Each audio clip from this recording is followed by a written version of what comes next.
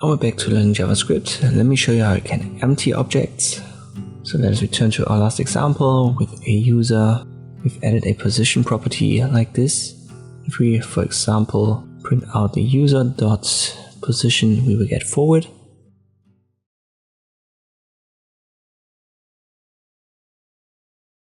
But sometimes LeBron has a different position, so maybe you want to change that. Easiest way is to use this code line again.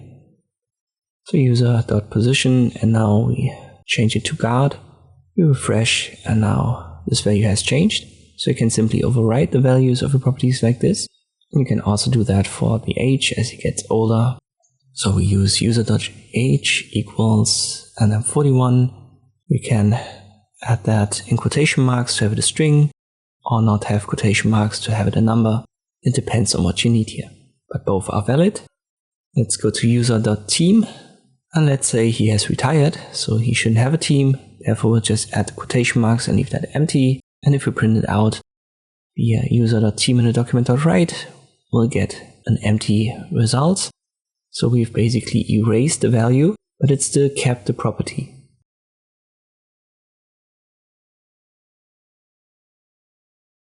If you want to delete everything, we'll just write user equals curly brackets, leave them empty.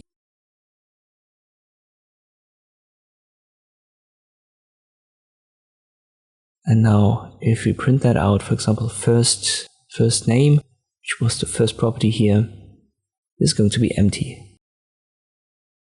Keep in mind that this will delete not just the values, but also the properties. So in this code line, we have deleted not just LeBron, we've also deleted the first name property, which is also called the key of the object user.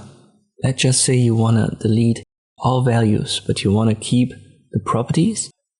Well, then it's a little bit more complex. Let me delete this part here. We have to set up a loop for that. Just recode it step by step. We'll use a for loop, regular brackets, then curly brackets. As a condition in the regular brackets, we write let key. So the keys are the properties here, first name, last name, age, team. Let key in the object name.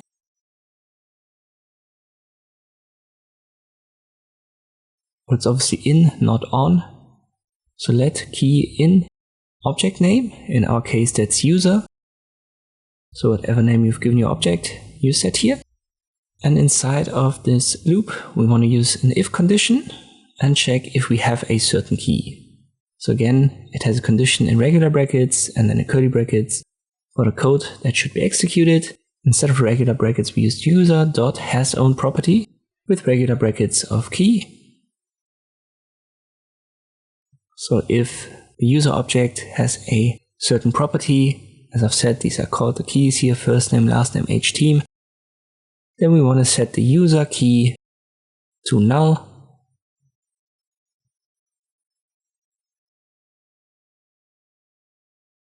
And this should now run.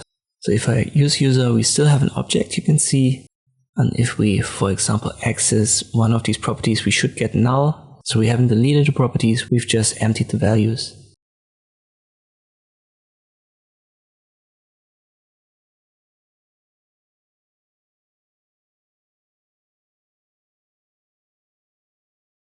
And it's obviously user.age. Sorry again, make a lot of typos today.